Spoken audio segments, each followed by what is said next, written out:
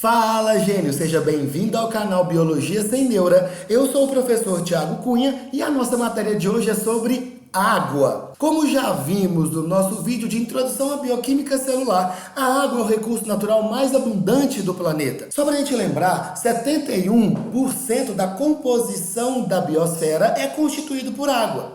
Dessa totalidade de água do planeta, 97,5% é de água salgada e apenas 2,5% é de água doce. A água salgada nós encontramos nos oceanos e a água doce nós encontramos nos rios, lagos, no solo, nos lençóis freáticos e nas geleiras. Vamos falar um pouco então da molécula da água? A molécula da água é formada por dois compostos inorgânicos. Um átomo de oxigênio e dois átomos de hidrogênio. É importante lembrar duas coisas sobre essa molécula. Primeiro, a ligação entre os hidrogênios e o oxigênio é do tipo covalente, aquela ligação que há compartilhamento de elétrons. A segunda coisa importante é que a molécula da água possui uma geometria muito peculiar.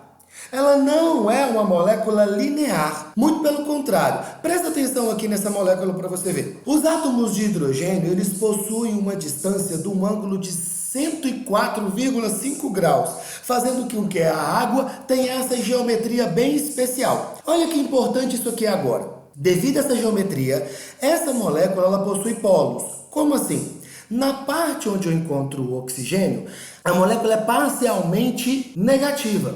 E na parte que eu encontro os hidrogênios, a molécula é parcialmente positiva. Devido ao fato, então, de encontrarmos esses polos, nós falamos que a molécula da água é uma molécula polar.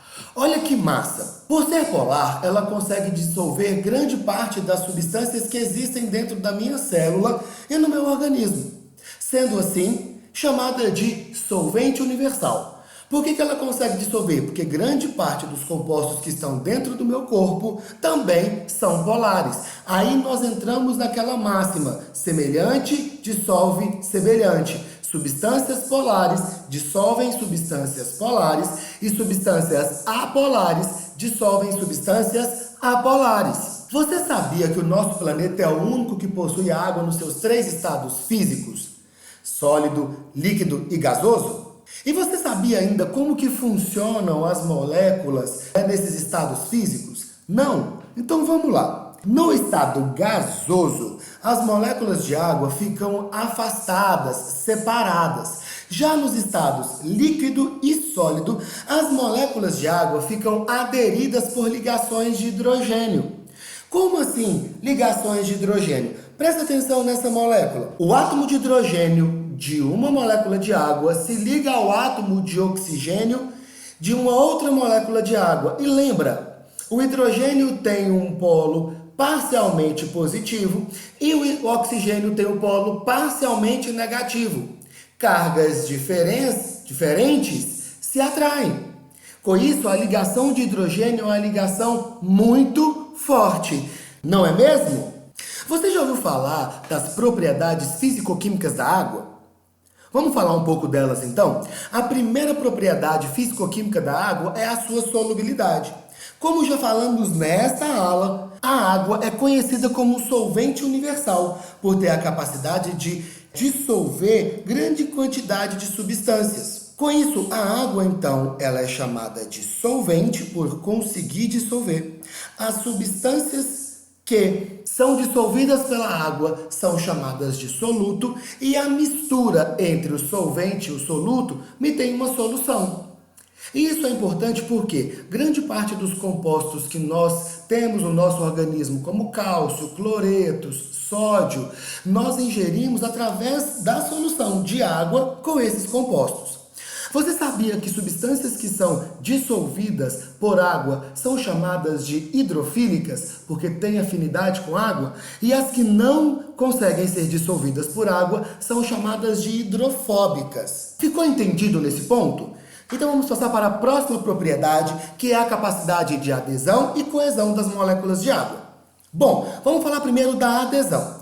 A molécula de água ela tem a capacidade de aderir a determinadas superfícies e a determinados objetos. E claro que para que ocorra essa aderência, para que ocorra essa adesão, é importante que as moléculas da superfície do objeto tenham a mesma polaridade que a molécula de água. Vamos pegar um exemplo aqui. Se eu pego um guardanapo e jogo água nele, você percebe então que essa água as moléculas de água começam a aderir nesse guardanapo e começam então a espalhar nele, certo?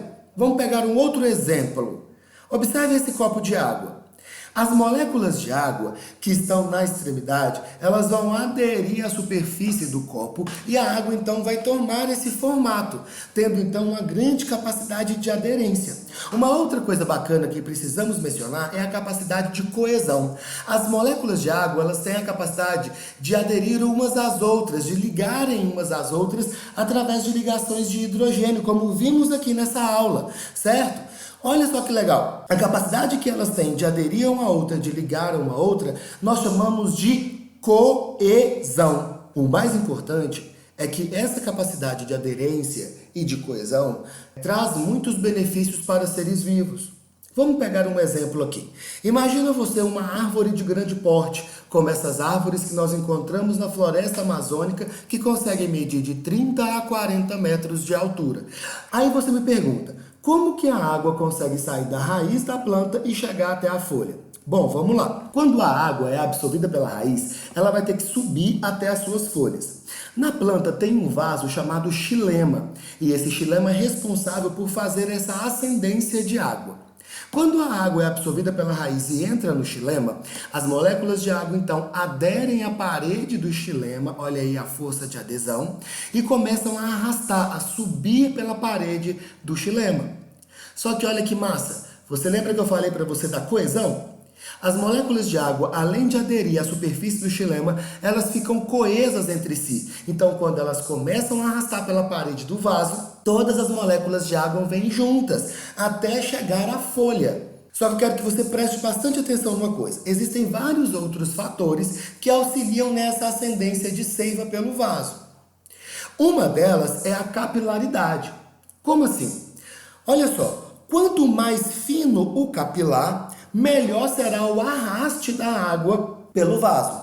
Ou seja, quanto menos calibroso for o vaso xilemático, mais alto será a coluna de água e mais rápido a água então chegará à superfície. Ficamos entendidos aqui, pessoal? Vamos falar então da próxima propriedade? A próxima propriedade é chamada de tensão superficial. Como funciona a tensão superficial? Vamos voltar aqui ao copo, presta atenção nesse copo. Repara que aqui no copo vão ter várias moléculas de água. Vou pegar aqui então as moléculas de água que estão no meio dessa coluna de água aqui. Você percebe que as moléculas de água elas vão se atraindo e vão se ligando em vários pontos, para direita, esquerda, cima, baixo. Como essa força de coesão ela está vindo de todos os lados, elas se anulam. Mas eu quero que você perceba a água que está aqui na superfície. Vou mostrar para você aqui então. Repara que a água que está na superfície, elas só vão fazer coesão com as outras moléculas que estão nas laterais e na parte inferior, certo? Tendo então força de coesão somente para alguns lados. Isso gera então o que nós chamamos de tensão superficial, que é a formação de uma película elástica na parte superior da água. Daí olha que massa. Você já viu o formato de uma gota? Gota de água? Vou mostrar aqui para você. Repara que essa gota de água ela tem esse formato todo bonitinho, porque as moléculas de água que estão na extremidade fazem essa tensão superficial formando essa película. Com isso, a gota ela não se derrama com facilidade, ela mantém essa forma. Eu quero te mostrar uma outra coisa massa. Repara esse inseto.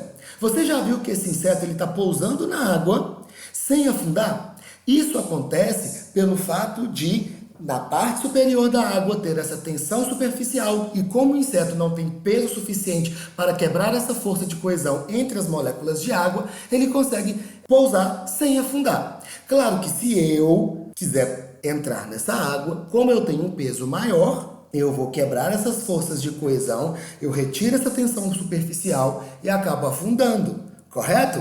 Entendido isso? A próxima propriedade é a densidade da água. Lembra o que é a densidade? A densidade, ela determina o quanto uma substância é compacta. Pelo fato de nós sabermos que a densidade é a medida da concentração da massa por certo volume, certo? Daí você vai ver o seguinte, a densidade da água, ela vai variar de acordo com a temperatura. Como assim? Olha só, quanto menor a temperatura, menor é a densidade da água. Quando nós colocamos a água para congelar, ela vai se expandir e vai ficar menos densa. Com isso, quando eu coloco o gelo num copo de água, ele flutua. Isso é muito interessante, porque vamos olhar para esse lago aqui. Perceba que esse lago ele está congelado. Quando abaixou a temperatura do ambiente, a água começou a congelar, ficando menos densa e indo para a superfície, formando essa camada de gelo. Isso foi muito importante para realizar a manutenção da vida dos seres vivos da água, porque logo abaixo dessa camada de gelo, eu tenho água líquida. E essa camada de gelo aqui acaba protegendo, acaba isolando essa água que está aqui embaixo, impedindo o seu congelamento. O último que nós vamos falar é o calor específico. Você já ouviu falar dele? O calor específico é a quantidade de calor que é preciso para elevar 1 grau da temperatura de 1 grama de substância. Daí você vai perceber que o calor específico da água, ele é muito alto. Observe essa tabela que eu coloquei para você aqui. Repare que, das substâncias que eu mencionei aqui, a água ela tem o maior calor específico. Olha só, a água para que ela congele, ela precisa estar a 0 graus.